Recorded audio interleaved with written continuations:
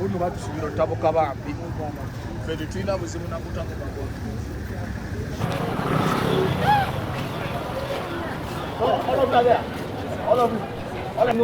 wetwogerera embeera eri wano ya bunkenke nnyo. Of course police eri mu kubeera nga ekiryalingira ddala abantu okubeera nga beeyongererayo ddala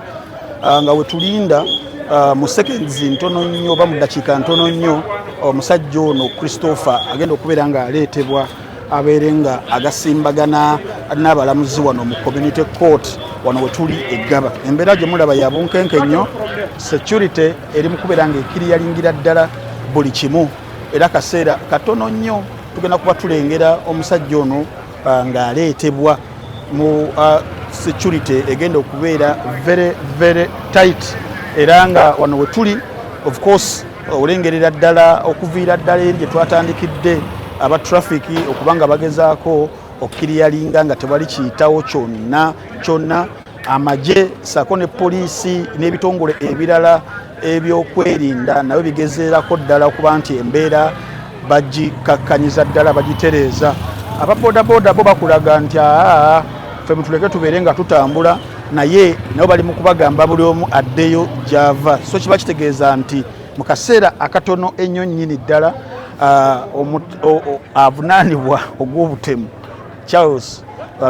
Christopher agenda kubeera nti aleetebwa wano wennyini we tuli. Saawa zetwogereramu ziri saawa kankebereko wano ndabe kuba twali tusuubira ku saawa 3 okubanga aleeteddwa, naye saawa zino ziri 4:28 wetwogerera tanaba kubeera nga atuuka, naye era wona wanaabeera atuukidde. Jjukira mbadde nkujjukizaako nti olunaku olwaleero singa anaabeera akkiriza nti emisango gimusinga tebagenda kubeerawo kwetawula kulala kwonna okujjako olunaku olw'enkya okubanga asomerwawo omusango, wabula wanaabeeranga zijja zikuba obugombe eza poliisi eziyinza okubeera nti nno ze zireese omukulu oyo. Tulengera patrol yekulemberedde ddala drone egiri wakati sako n'emmotoka endala eza poliisi eziri emabega. Ekisuubirwa nti nno osanga Christopher Okello omwo mwali era ozirengera aba joint police joint task kuba bajjaati mwe bali. So kiteeberezebwa nti emmotoka eyo eya wakati gy'olabye drone yeyinza okubeera nga yereese Christopher. Emmotoka bazivuga, obugombe bukubwa, so yeeyo embeera nti amaze okubeera nga atuukira ddala ku kooti olunaku olwaleero. Security yo eri gulugulu nga bwe mbadde nkugamba. Embeera ya bunkenke nnyo wano we tuli. Abatuuze ndowooza bamaze okubeera nga bonna batuuka nga bwe twannyonnyodde, saako n'ekitongole ekiramuzi ekya judiciary. Twagala tubeere nga tulabira ddala embeera ku ludda luli. Abantu bakulaga ku sayidi zombi, sayidi zonna abantu bangi nnyo abaagala okulaba embeera eno egenda kubeera etambula etya. Twagala tulabe poliisi egenda konteininga etya embeera wano, wabula mu mbeera y'emu katugezeko okubeera nga tugenda munda tulabe embeera ate bweri. Abatuuze bo bakyagala okubeera nga bajja, naye embeera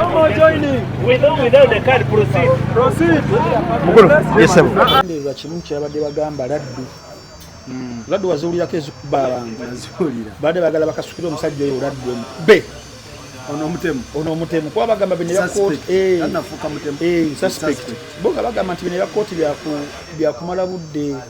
era be bamu kwabo buli abamukwata abali bagamba nti banange mumutuwe temumutwala. Kati kuno omulundi babadde bayiiza n'ekyenkuba,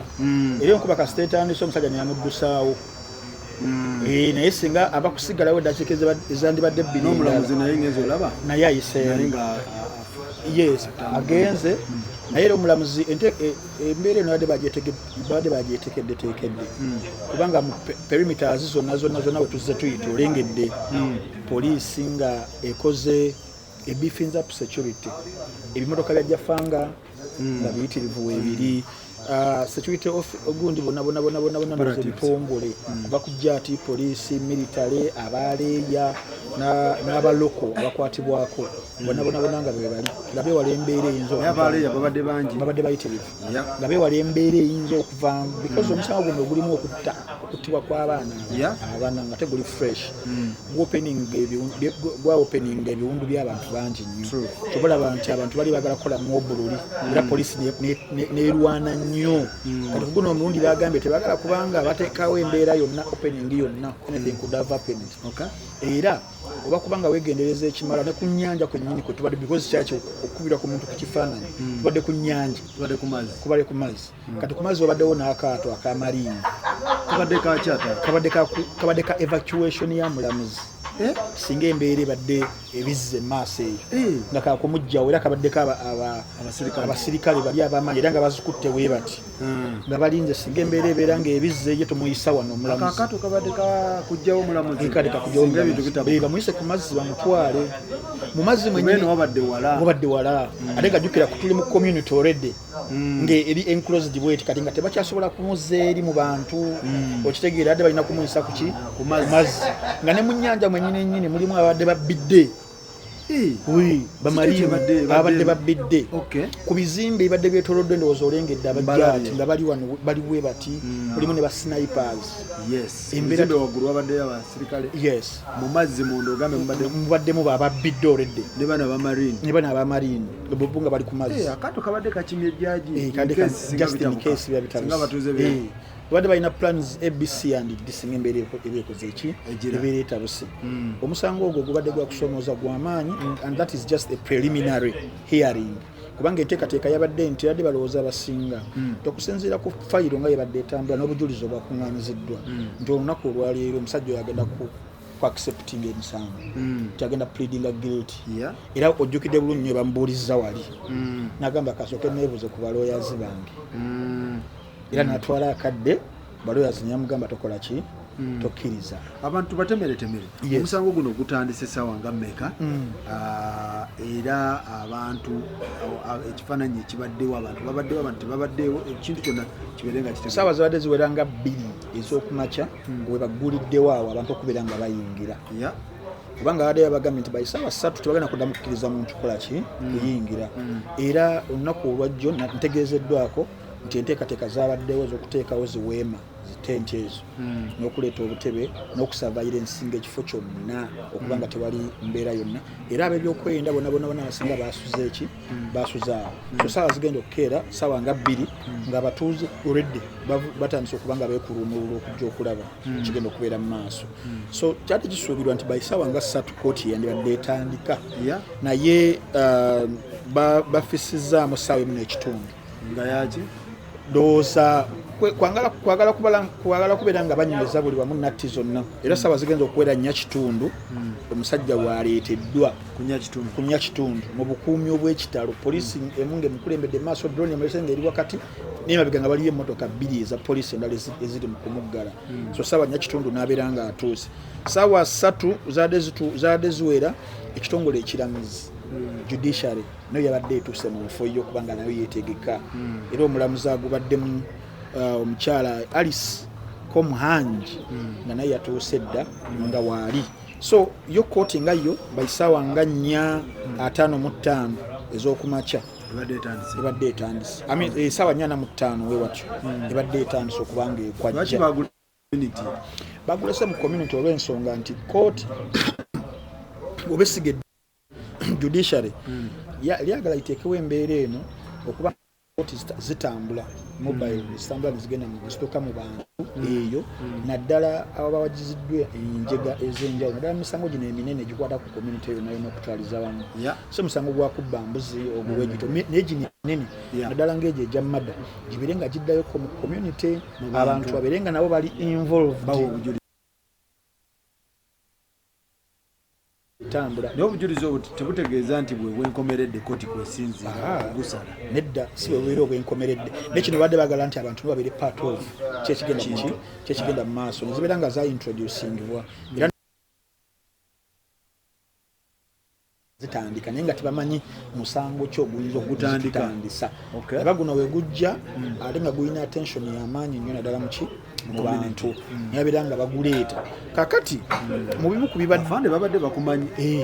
nawe tuyise nga bagamba entambi kyekiriwo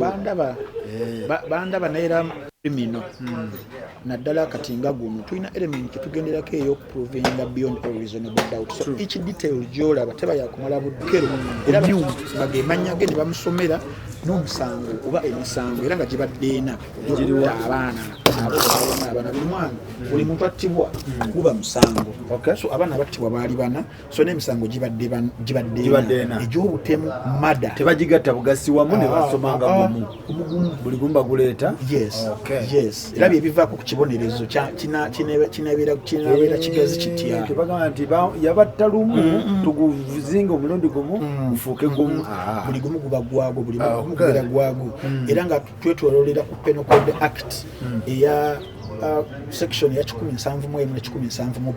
Penal Code Act tubale tutambulira kakati burden mu Luganda kibanga ki badeni obuzito buli musango nga gino bobeera ku side ya prosecution okukakasa court awatali kantu konna kasigaddeyo bebano abalumiriza yabatta state proving a court beyond all reasonable doubt nga tugenda ku maximum eri gye nagamba mu Latin emanyiddwa nga actori incumbit pro patio saagi kugambako luli tewagingamba nti the burden of proof lies on who asserts side on the prosecution era ne bataliko okubeera nga bagenda ku kyokubiri okweestablishinga okufa kwaba abaana abana olabidde nga bagamba ne bakkaanyako ne bagamba nti waliwo ebintu ebimu byetwakkaanyako obujulizi baloya ba onyo ne bana abamulumiriza abagavumenti tebalina obujulizi obwafunibwa bwe bakkaanyako nti obwo bwebwo ng'obujulizi obwo ze zibadde postmortem reports ku buli onyomu ng'akkiriza ye baloya be bamugamba naye akyogedde n'agamba nzika ekyo kyo nkikkaanyako ebyo byo mbikkaanyako nga baleeta buli mwana yafa biki mu kukebera omulambo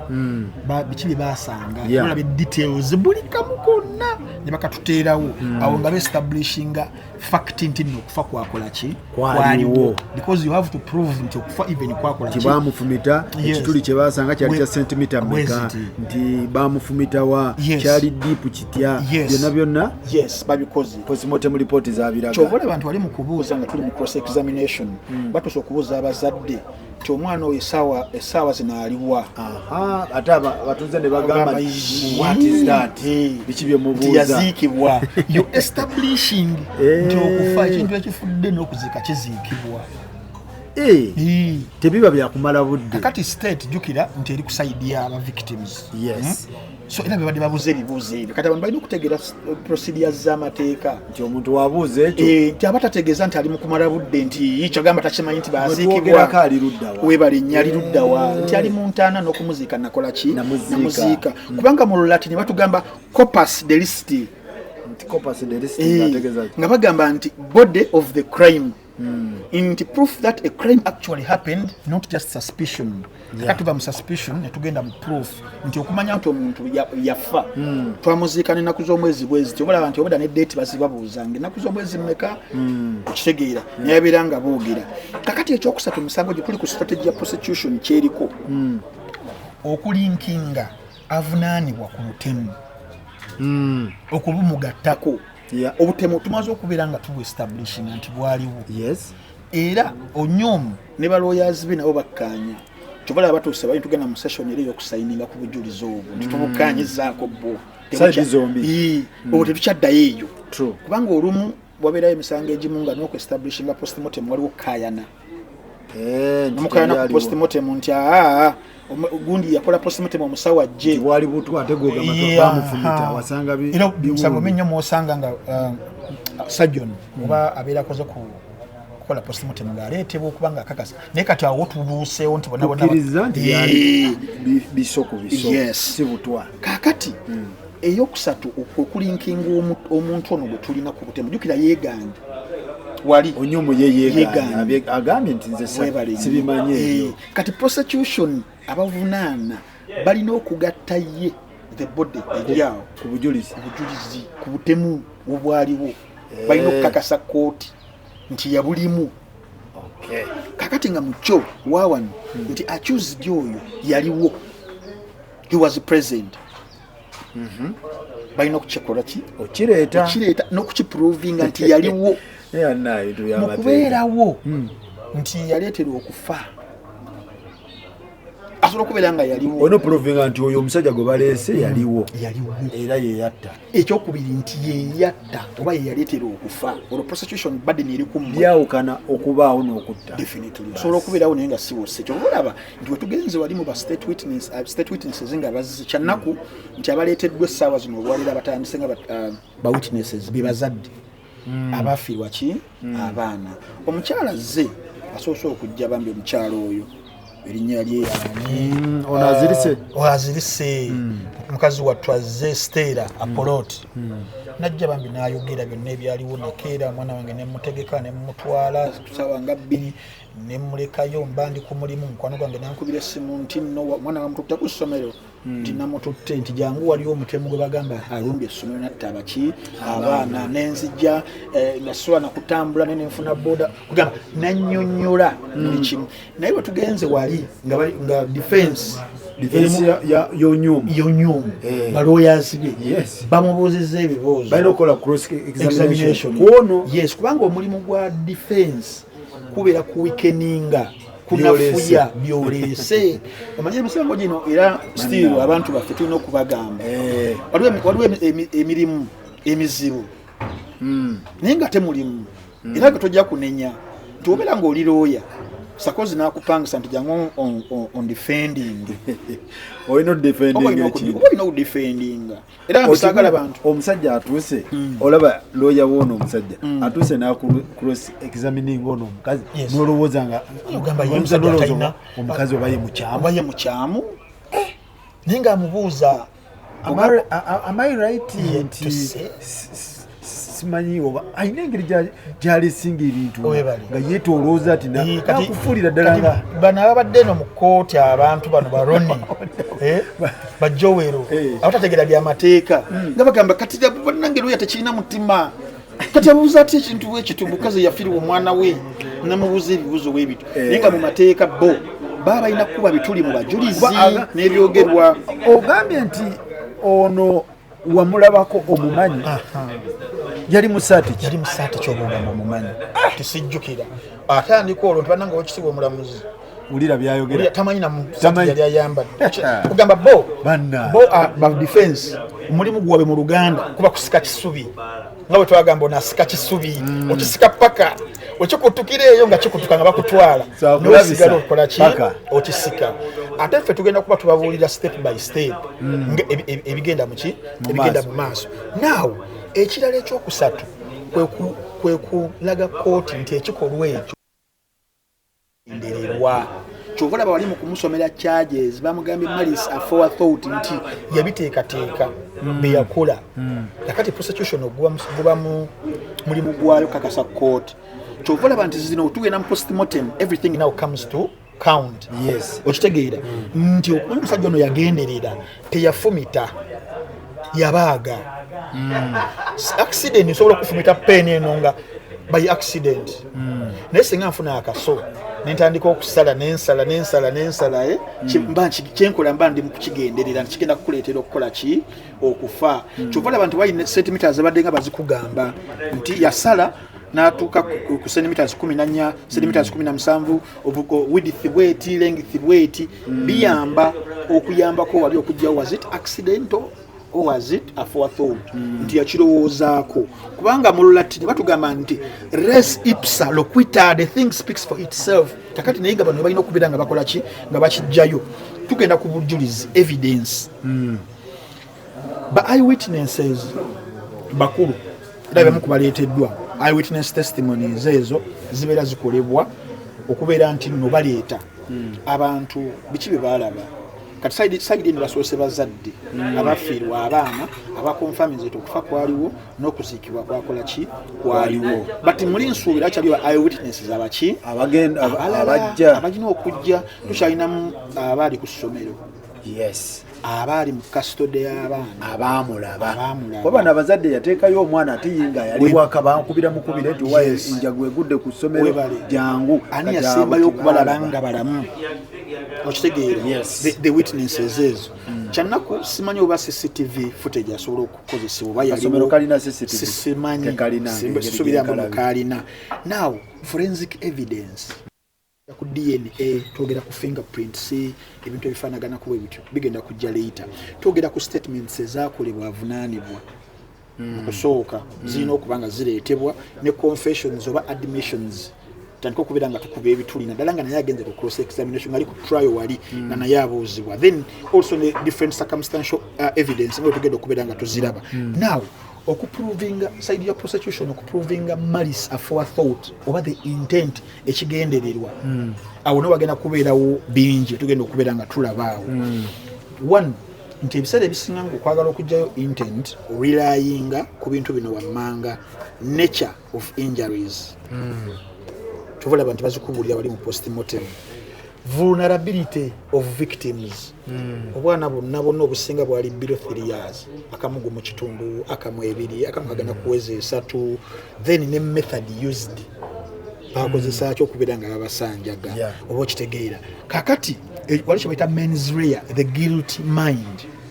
kyova olaba nti waliwo abakirowooza oba abakiwanuuza nebitwali tusomeye mabega binona mupapula z'amawulire ekyomutwe gw'omukulu ono kakati tumanyi saaba zino oba ng'ogyeko defense ekisubi kyeri mu kubeera ng'esika nga bwengenda okugamba bali mu maaso ng'egezaako okuba ng'ekuba ebituli mu bujulizi bw'aba witnesses okubabuuza ebibuuzo nga wano wammanga bwe mwali mutuuka baabaaza ani yabaaza mwasangawo baasikaali nti nedda tebaali babuuzizza manyi kyebaba baagala okuddukakibabagiraawo kuteekawo negligence ku ssomero terina security bakisindika ku ssomero kuba babuuziza bazadde nti abaana bano wabadde abatwala webale nnyo nga kyebaagala kwe kubeera nga bateekawo reasonable doubt nti exclusivity y'essomero nga bwe nkugambye nti mu defense y'omulimu gwe kusika kisoto nga gwe woleeta ebirala kakati bali mu kuchallenge nga tetuyita exclusivity opportunity oba tetuyita access theory yetya abaleeteddwa bano babuuziddwa ebibuuzo wammanga ababuuzizza okuva ku nzija y'abaana gye bava ewaka paka ku ssomero ne babuuza ekintu bategeera batya ne babuuza ekintu ky'okubakola ki ky'okubakebera baagala okulaba oba tuli ku sayidi ya defense nti avunaanibwa oyo Christopher Onyomo oba Okero yalina exclusive access oba control ey'ekifo era nga yali yekka yabadde yayingirawo mu kaseera ako kati bamanza okuprovinga nti tewali security no security mu kaseera ako nti n'abasomesa abazadde bakyogedde naleeta nze ng'omwana ne mmugira oluusi tetwayingiranga omwana nomukubira kabayi n'agenda kakati mu kyo nga baagala okuestablishinga nti obanga tewaliwo security mu kaseera ako abantu abalala kudu enter and exit freely bannange tuli mu kunyonyola bintu bino sagala muntu anyiige tuli mu kunyonyola defense kikyeruubadde ku ground nga tukulaga nti lawyer waleeta ekyaluubirira ki nono prosecutor kikyalina okuzzaako okugjawo kino so bannange temuntwala bubi nyinza okuwulikika asiwolereza ndi mu kubuulira amateeka nga bwe gatambuzibwa naddala mu nsonga ezo nti defense woono akuba bituli mu ngeri y'abano abawolereza abazadde b'abaana wagwe mulimu gwe gumusasuza wekityo ayagala kulaga nti ku ssomero tekwaliko security okuba tekwaliko security kitegeeza bangi abalina access okuyingirayo ku ssomero eryo atali ono gundi wekiraga nti we kyobola abali mu kubuuza bababuuza ebibuuzo oba wamulaba ddi nti nze sooso mulaba yali ayambadde engoye ki omuzadde omu agambye sijjukira baagala okukwata omulala n'agamba yajjukira yamulaba baagala okukwata ekisubi ekyo nti siini eyo wakolebwa the crime scene that was not controlled or secured mu kaseera because tewaliwo basecurity ki tewaliwo tewaliwo security yes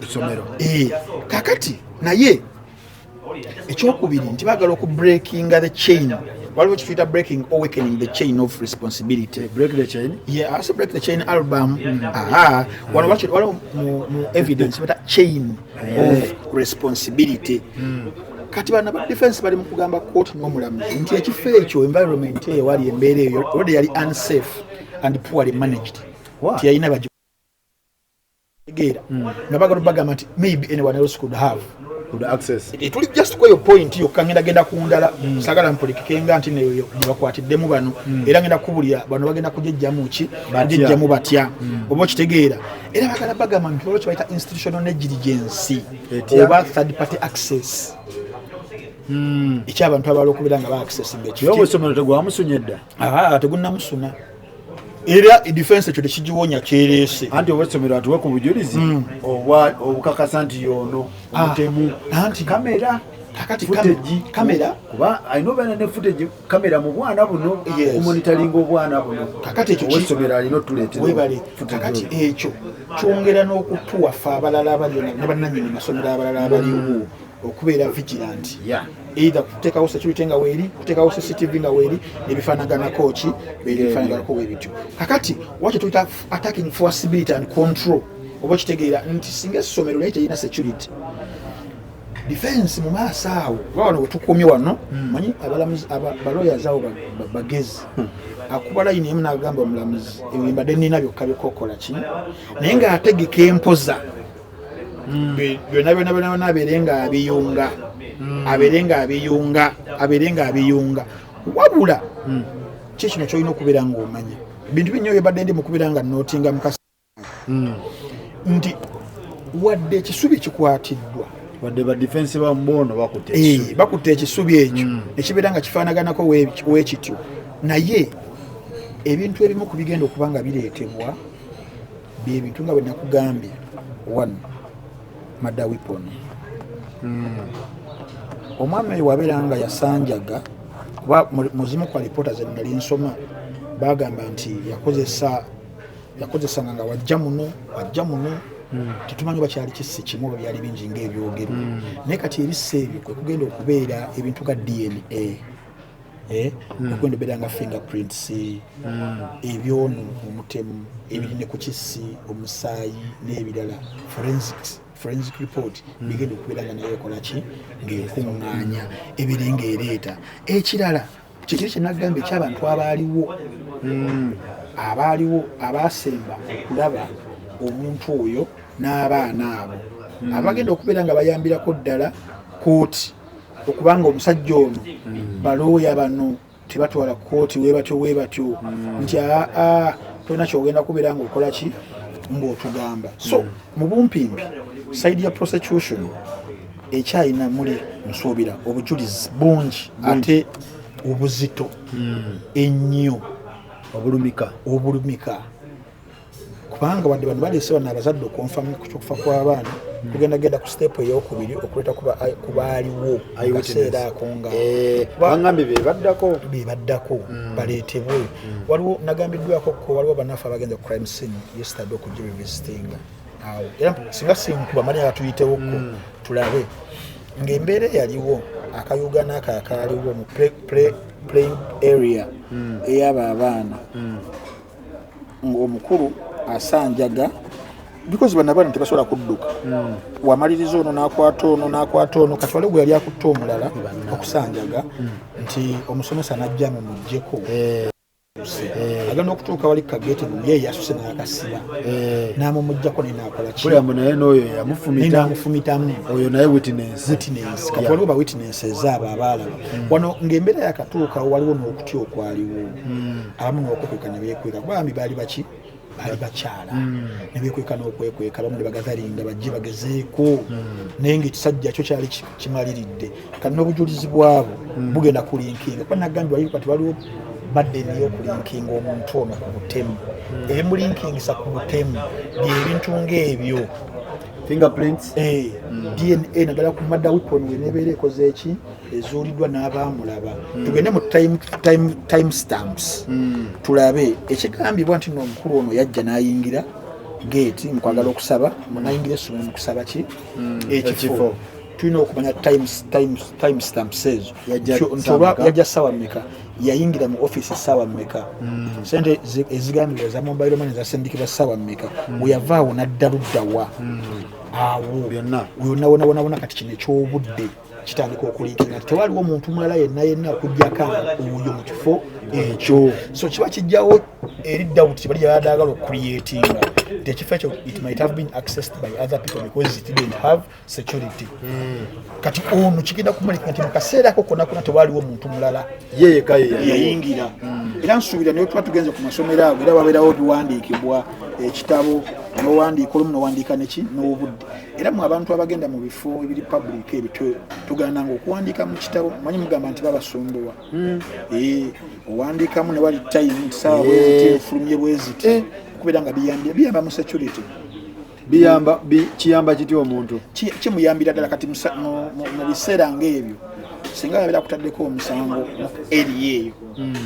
wali ogamba nti zaha nayingidde ssaawa bweziti ssaawa 5 naye ate obutemu bwaliwo ssaawa 4 nali sinakujja katugeze baagala kuteekako omusango ku butemu Samuel oba ku bubbi wayiseewa ekitabo nawandiise era natuukawo ssaawa 5 naye obutemu obwogerwako bwaliwo ssaawa 4:47 naye sinakubeera nga ntuufu bino nebyoku apartments wandiika mu kitabo ogambe nti bannanze nayingira mu kitabo kyabwe ssaawa bweziti webale nnyo oba okitegeera kakati ebyo byonna bimu ku bye tusuubira ebigenda okubeera nga bikola ki nga bikozesebwa mulabye anywa amazzi kumukumu abadde ki amazzi aganywedde onyuma ono abadde anywa amazzi kumukumu amazzi aganywedde kumukumu naye era nga mulimu n'embeera nti maybe waliwo omuntu ekintu nga wakikola era ngaokimanyi wakikola naye wano ngaoli mukubayinga bubayinzi budde oba okitegeera byebyaddala nga tuvudde kale ku kyamateeka oga amateeka ga process naye nga tuli mu logic musajja yatta abaana tekikyali anti mu mateeka ligale nti ligale yo wali you have to prove beyond reasonable doubt but he did it kati ne muli mind ebeera ekola ki ebeera ng'ekimanyi ekirala ntegeezeddwako nti era kaadi eyinza okuzanyibwa era tugenda ba tugoberera omusango ogwo okuleeta kaadi ya temporary insanity nga bategeeza ki temporary insanity mu mateeka nti weyakolera ekikolwa ekyo yalimu akazooli era because muzimu ku maxims ez'amateeka ezikozesebwa waliwo gye batugamba actus non facit reum nes mens sit rea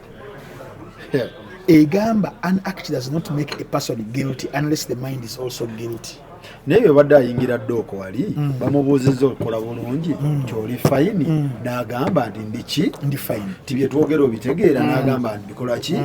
mbitegeera kati bino ebyo tategeera bijjirawa mu kaseera oyakikolera bagireeta tolabako emisango egimu oli n'agamba nze mu kaseera bwe nakolera ekyo nali nva mu bbala nga ntamidde so nagwamu temporary insanity kati nga alina okuprovinga naye aba alina okuyita mu legal test takyogera bwogezi oba kitegeera nti kooti eba erina okubeera nga eprovinga oba prosecution oba kati kiba kusaidia defense obeera nga yereese eprovinga eddala mu kaseera ako yali takola ki yali tategeera tulete ku medical history we owa embeera ezo ez'obwongo ebifaanaganako webityo oba nti mental illness agibaddemuko it has ever existed so hospital records nga tuzeetaaga prior diagnosis eyali kakasa nti no yali mu kaseera ako nga tategeera tubeere nga tugyetaaga aba alina okubituwa nti n'oyagira yali akava mu ddwaliro naye watyanga yali naye nga tawerekeddwako bafamire balengeddeko sirina gwe nengeddeko waddeeka sina gwe nengeddeko oba kitegeera kati ekyegambye nti at the exact time of the killings akutta abaana abo bwe baba bagamba nti was mentally impaired they have to prove the defense now oba kitegeera now that loss of understanding bwe yali tategeera bulungi yali tamanyi kyakola yali tamanyi nti kyakola kikyamu ebaden kati ebeera kusaidia defense okugireeta okuprovinga ki webale nnyo ekirala kooti muminku byegenda okubeera nga etunulira ebirala ye behavior before the act behavior bategeeza ki nti wasi there are any signs of mental breakdown naye kirabikanga this something was planned. Kati okibanga kyali planned kiwekeninga the insanity defense aba yali ategeera kyeyakola okibanga kyali planned. Because wano mu planning nga si planning otegera otya nti kyali planned kuba nakyo kyetaaga okubeera proved. Yes, mu bimu ku byo kati eyo burden endeyo ku prosecution okuwekeninga defense webeerese kya temporary insanity. Nti omuntu gwe bagamba nti yali tategeera n'afuna obudde nageera n'afuna ekissi n'akikweka mu sokisi asula kyanja n'atambula n'alinnya booda oba taxi oba bino ne babitandika okubeera nga babireeta oba tasula ggaba. mu statement ziyawaayo nga zookwagala okufunira omwana we simanyi ekifo nyamugamba komawo olwokuna lwe yakomawo lwennyini nyamugamba okuteekayo 18 n'agisini kati yasendekayo gumu 8. Kati waliwo ebintu ebimu ebiraga nti oba 18 lwaki yasindika ki ekiri exact defense ye erina okuprovinga nti era yabikola tategeera. Yes, kibala linkugambye mu kusooka lwaki tutandise ne postmortem report buli kyolabye kyogerwa tebakiwandika kumala budde bibadde bingi n'ebyo ebiyamba wano kuba nkugambye omuntu nga mwana ne pattern engeri abaana bonabona gye yafaanagana yonna yabasalanga yabasinjaganga bulago abakubeera nga yitategeera omwoyinza okumufumita omulala n'omugira bwoti omulala n'osamba kasambe ng'obuddemu katwewu but engeri gye yabamadalingamu yafaanagana kitegeeza yali ŋŋenderera ate n'amannya agasinga g'engulu mulimu oba eryawano kati tubuuza patina zino yetaaga ozigatta. Yes, kakati awo tugenda okwetaagira the medical expert evidence psychiatric evaluation erina okubeera ng'ekolebwa era n'abakugu basobola okubeera nga bajja okutubuulira enneeyisa y'omuntu oyo byebyazize ne expert testimonies ezo zijja kubeera zikola ki zireetebwa. So by and large otutuukidde olunaku olwaleero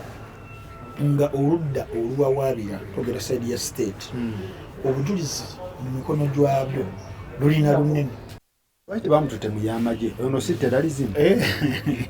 oba tebakitegedde bulungi? Tebakitegedde bulungi. Murder cases ng'ezo zisigala zikyali z'abantu eno zibeera eno because element y'amagye erina kuyingiramu nga mulimu maybe okw'emmundu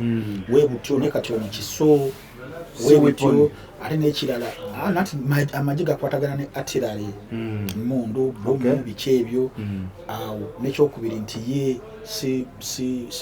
wa amagye nga y'omuntu abadde civilian n'ebifaanaganako ebintu kakati ebiseera ebisinga babadde kutrayingibwa nnyo eno mu kooti zino ezaffe ez'abantu era omulundi guli ogwasooka yagenda mu magistrates court naye nga terina buyinza so neyamukomyawo mu high court nebeera nga emusomera emisango then netujja mu kino naye okumalirizayo akatono nnyo wali kye tuyita evidence chain of evidence era wano wetugenda okubeera nga tulaba ebigenda okubeera nga bihappeninga wano mu maaso kuno byetulabyeko one nti obujulizi obuleeteddwa tulabe ku ba witnesses abaleeteddwa naye ku bimu ku birala discovering of deaths tukizudde postmortem n'okufa n'okuziikibwa kwaki abaana baziikibwa. Yes, so kiba kitegeeza nti omusango gwakola ki gwaliwo. Ekyokubiri medical proof the postmortem reports kyakubiri tuli Dr. Abdul. Yes, Dr. Abdul ye yakola gundi. Yes, naleta the cause of death, naleta the method used, naleta the time of death. Bitambulira awo kakati tukirokingiramu kiri nti nno unlawfully bakola ki battibwa tebaafa nakyo death. Okay, unlawfully bakola ki battibwa. Ekyokusatu kita crime scene evidence. Kyogenda okuddamu okulaba crime scene evidence awo tugendera ku sayidi ya poliisi yanoonyereza ku musango ogwo byeyazuula era bagenda kujja mu kooti blood stains objects ezakozesebwa oba ne possible murder weapon ng'eyo position of bodies emirambo gyali mu positions kino bagisangira bigenda kubeera lijjira omwo signs of struggle or restraint ey'abato nga bagezaako okulwanira obulamu bwabwe so kino kiyamba okureconstructinga ebintu byolaba nga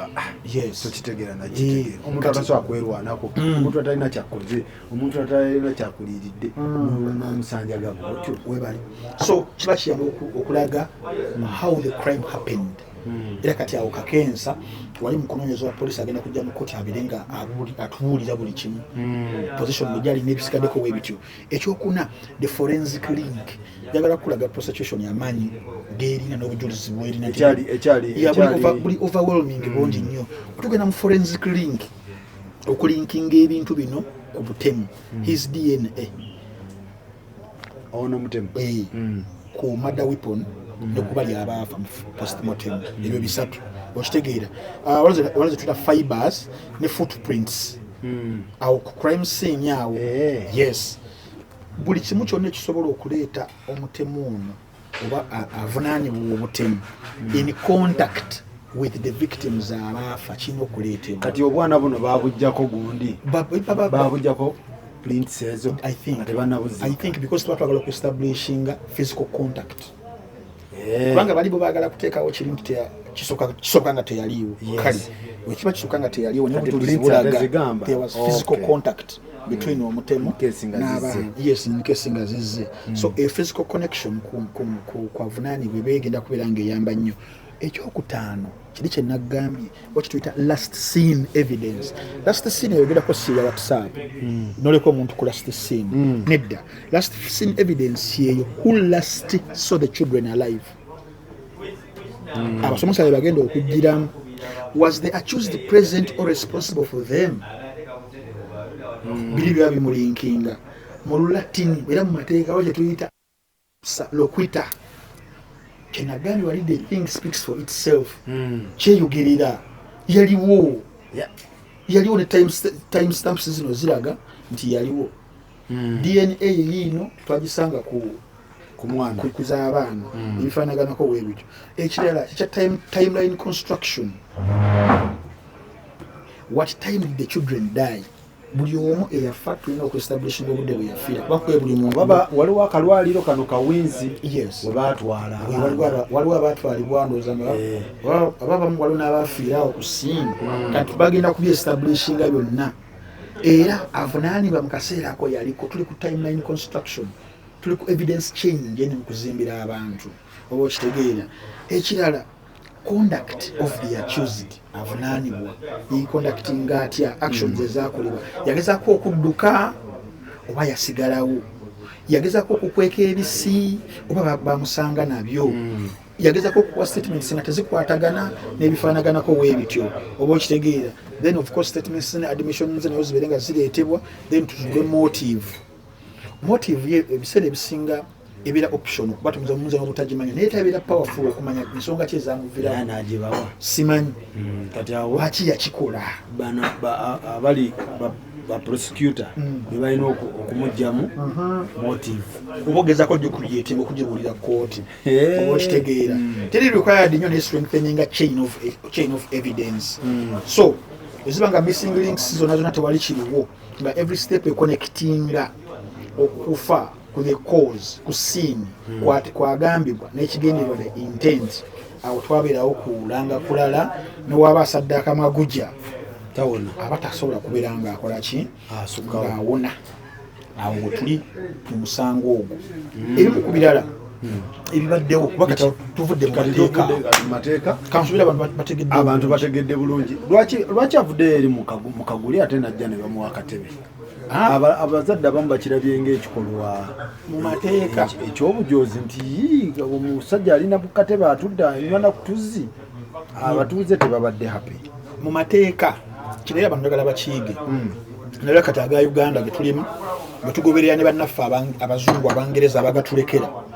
omuntu toba na musango paka nga okusinza kitegeezaawo mu mateeka omanyi byanjawulo mu mateeka naffe eryaffe eno fene waffe of course alina omusango era yaguzi naye bwali mu kooti eri ey'amateeka eya justice buli muntu aba n'eddembe lye paka ng'obujulizi buzze nti yakikola kale saawa zino katonda mutulugunyanga obadde okimanya webadde nkolera notisi zange nga waliwo omusajja avudde mu Human Rights Watch abaddewo Human Rights Watch baziteekawo mu courts zonna okulaba engeri gye batreatingamu abateeberezebwa abalina okuba n'eddembe lyerimu n'omuntu omulala yenna yalireeteddwa kyova olaba nti kooti n'abalamuzi beekenneenya nnyo olaba prison obedda bamuwuliriza wabaako gwali obadde ogamba olupapula ne pen webale nnyo tewalina ene mistake kyannaku paka nga gumusinze mu mateeka so omutuuze yenna togamba nti ate akasajja ate bakawadde katebe kutuula nkyaka bali kusaidiyako nebubeera gwe yes biki byolabye ebibaddewo ebirala byendabyewo olunaku lwali wabadde ebintu ku kooti awo Saimo Kawala ate banemukuba musajja wa bambi Saimo akatukatekatekase Saimo nze mbirabye Saimo ate nga ali mukuza amabazaalibwa ga Ssaabasajja naye ng'enkuba yemukuba olugero ne lutuukirira nti ekuba omunaku tekya kuba Saimo munaku emukubye Saimo muleke kyali ekirala kikyolabye nengedde ku musajja bannange kiraka naye abadde azze okulaba kooti y'abantu ekoleeta kuba ayinza ogigendamu essaawa yonna wali okugenda byawo balamu gwe yata nange mulengedde nga yeekalakasaawe nga naye azze okulaba kooti ey'abantu egamba etya wabaddewo wano wabaddewo abantu babagambye ku makyawo tiba muntu akwata footage amasimu tugenda gawanga babawuninze sikwatakwata buli kimu mukikasukekasuke tumukwatakwata abantu be twabadde okukwata be bamawulire era twaba creditinze dda bangi be bakubye ejjeeke tokwatakwata tugamba kooti y'abantu ene nebeeramu okugiragirawo kuti abantu banazijjamu ekirala enjala etulumika tetutte kiki ate nga tewali wadde amazzi lwaki batadde awantu awatali ate nga court session yasawa 10 mwami Museveni ekifo we yatadde tewali wadde ekyokulya nga tulinaanye byannyanja wali tewali mmere bali badde bagulira abantu ku byennyanja tewali wadde otuze atutunda tewabadde kikubanga tuli ku mazzi enjala nolyoka etuluma sakozi enjala etulumidde ku mukooti mwade mugenze kulya olyayoko kantu tunazirika buzirisi tutyo okitegeera so awo naye tubabaddewo abasolti tv bampadde ambuleera bangambye ntambala tuli ku free to air mutende nampa ambuleera nambika namugamba wakita muli ku free to air nagamba omuna omusumba ali mukuyisa kabbo tugenda kubeera essaawa natukolaki tukomawo so ebyo byemuku ebyo ebitonotono ebibaddeyo olunaku olwaleero abantu babadde nga bameka abantu bagabye kaadi 100 5 nga babaze abali ku saidi y'abattibwa abana ab'Oluganda ab'emikwano era nga mu ebyo 5 n'ebirala muli ne ku ba leaders b'oku kyalo n'abafaanaganako webazimu ku kaadi invitation zibadde bwezi waddewo eyeeno eya white n'eno bweti efaanaganako white okitegeera so ndowooza 10 luweze kuba abalala babadde bagabira asooka kuyingira first come first serve tola abantu bakeddewo nnyo naye nga ate babaddewo abantu abalala baggalidde wabweru naye abawezeeko ndowooza nga 300 naye nga baba batidde nga bayinza okujja ne beeri omugujju awo babadde bakambwe nnyo abo ne babasibire nagaa nijja kukomawo olunaku olulala so katulinda lutuula luddako n'ebiyinza okuvaamu naddala mu kuleeta obujulizi obulala. Accent ye ya Amerika oba mpulidde Roni agamba nti akazungu ke sika Abamerica. Accent erabikidde nga si yawa era state. Accent si yawa toba n'omulamuzi atusana agamba nti bane mwogere mu luzungu omukulu tamanyi Luganda. Okay. Era kiba kiddamu kiri kubeera nzizemu ne confirming nti abadde alina passport ey'omuggwanga lya America. Agirina? Ne national ID ya Uganda agirina. Okay. Kati tumanyi ba dual citizen oba ki n'ebitambuzibwa ebigamba nti olunaku olwokutaano waliwo embassy y'amaanyi ya mukyalo. Okay. Kakati tumanyi byateesebwa naye nga kigambibwa mbu musajja oyo talinga we tulowooza. Talinga we tulowooza. Wala ngambe mbu mugagga. Kituufu. Waliwo era babyogera nti famire y'engagga. naye tetugenda ogenda maaso muno bingi bigenda okuvaayo tulabire eddala oba nekiri kituufu nti alina beyatta before oba nekyakawansaza ekyomutwe tekutegeera bulungi nebigenda okudda nga bijja maaso eno but for now awo tuli bwe tuyimiridde bwetyo bwe tubadde era mugende nga sinakubeera nga nziruka mbere nga musapootingamu ku bakama bange abansobozesezza okugenda eggaba abantaddemu ez'amafuta banafe abamunowaki munowaki kuliko firimu zibwe zityo eza kooti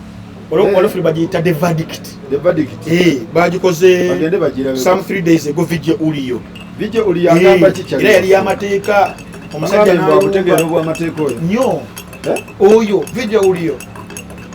wattabu nnyo kalina vijje junior alina obwo obwamateeka ate buyitirivu nnyo bwazatukolera obufaanagana enkola ya Christopher kati ogenda ku munno waacu obeere ng'okebera kuba vijjes bonna tubalina oyagala vijje junior oyagala vijje uliyo oyagala jingo ye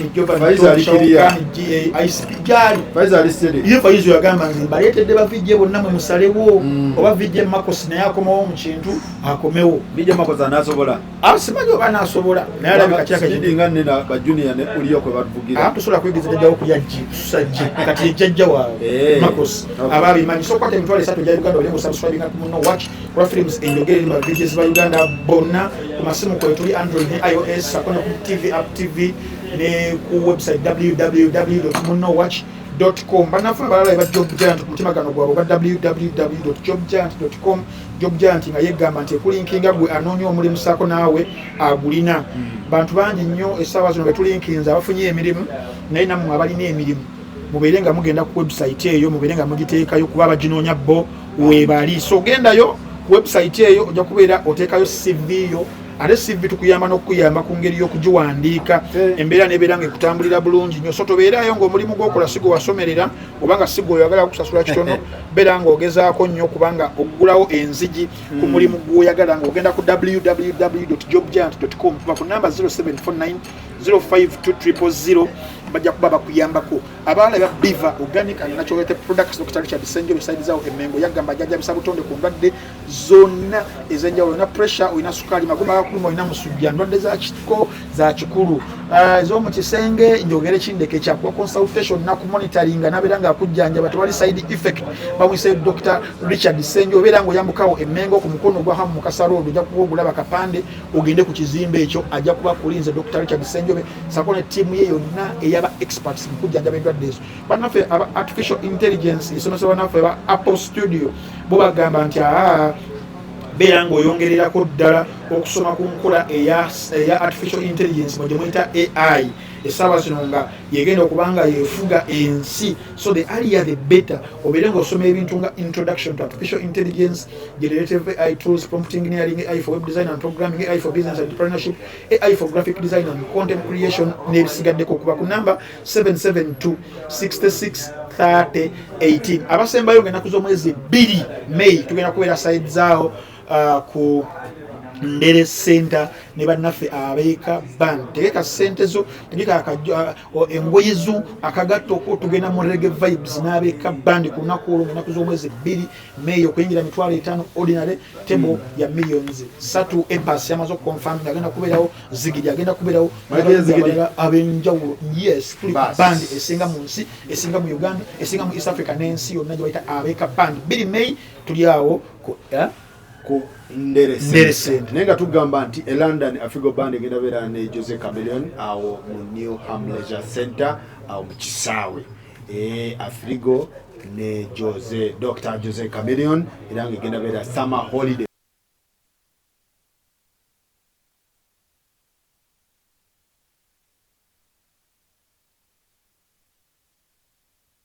nekirala Mirikibbe akutumidde angambye abaddenga ku mukutu ng'akulengera nti oli smart yabulirawa waddawa naye kiki lwaki bweyisa bwotyo amala kundaba nga Muno Watch nsasudde omwezi kati ajja omwana oyo we yalajja mu Uganda twagira tufuneyo kaddina kaddeeti ale nankola ka enretigan yakola ati yanneegaana nkanya kumukubira alineba kugamba zanwaine yabeera ne bandi abeera n'abantu omusajja wa future yazze wa muchawa wa muchichi omusajja wa future yenzu no atenga ali kumpimpi awo alikira yeberere amanyo bereruwero kusimanya alima ali simanyi akola ki kale kwegamba nange neŋŋamba kamwesonyiwe embeere mu buwulu nebeerera eyo mu buwulu bwange andeke bannange so bannange mwebale nnyo mwebale ddala tetugenda kusooka tulabagane next time